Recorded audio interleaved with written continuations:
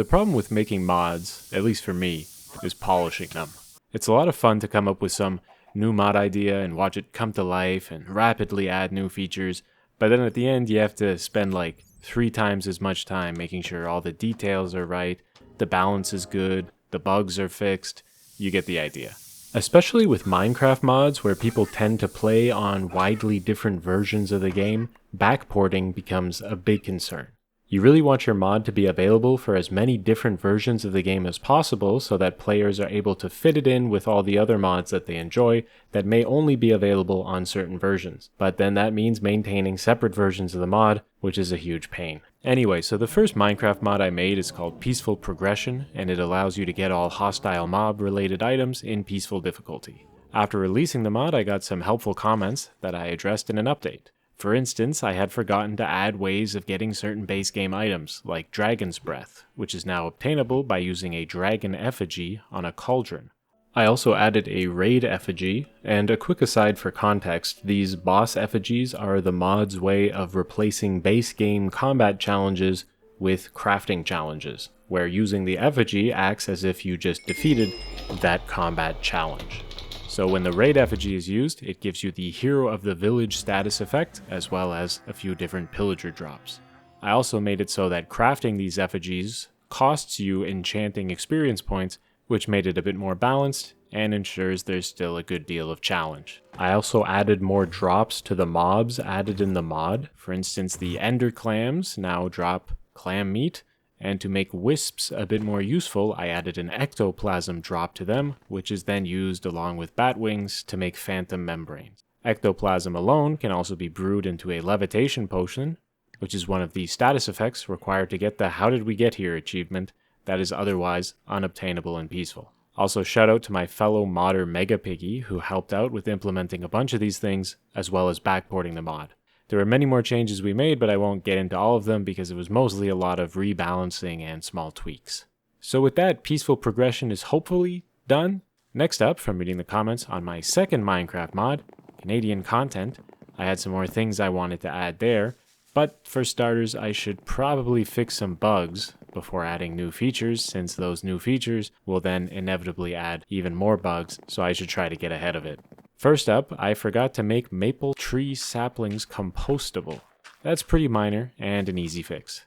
Next up, using a dispenser to place a maple wood boat, placed a cherry wood boat instead. Slightly less minor, but also an easy fix.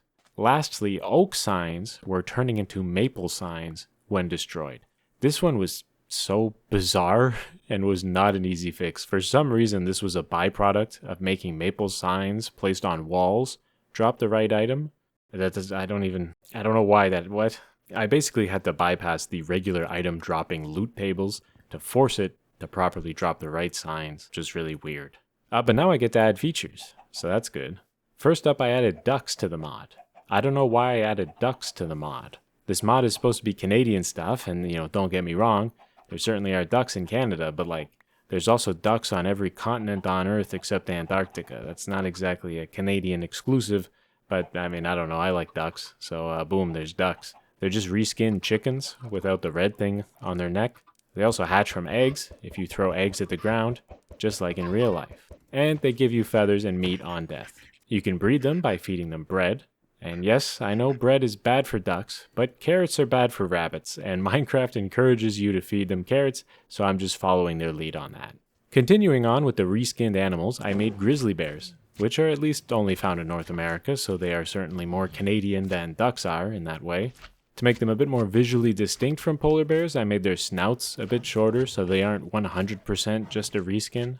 And speaking of polar bears, they're kind of strange in Minecraft. They're basically entirely ambient, cosmetic.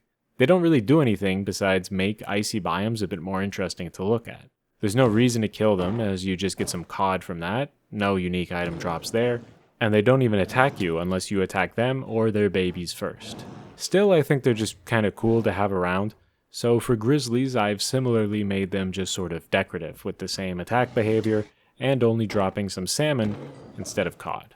I think ideally animals in Minecraft would have unique uses and item drops and all that, but it's also nice to just see a diverse spread of creatures wandering around. Now for the truly dangerous Canadian animal, even more dangerous than a grizzly, I am of course going to add Canada geese, or as they're known in Canada, geese. This brings the number of animals in the mod to 5 and makes the maple forests that I added to the game much more lively.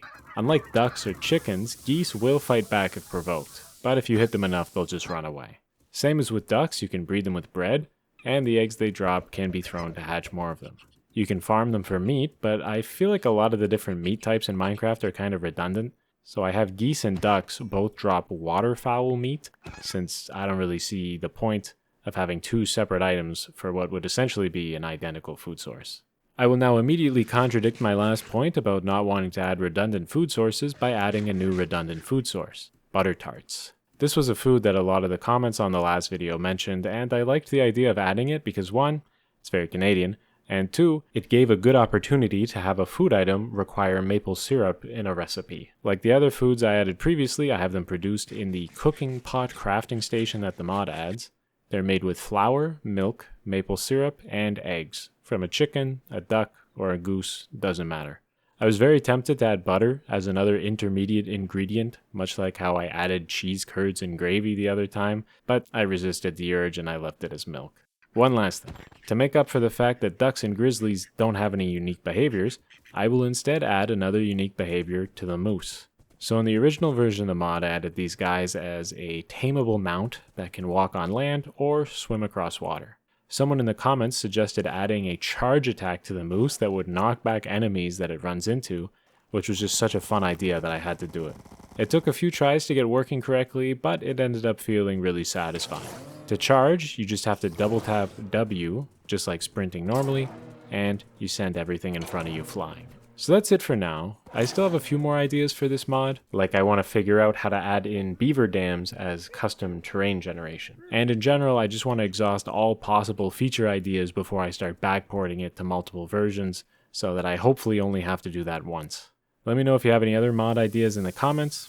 I just want to finish up these 2 mods before I move on to other projects like an update to the end dimension or super flat progression, which I still intend on doing. Anyway, thanks for watching. Okay, bye.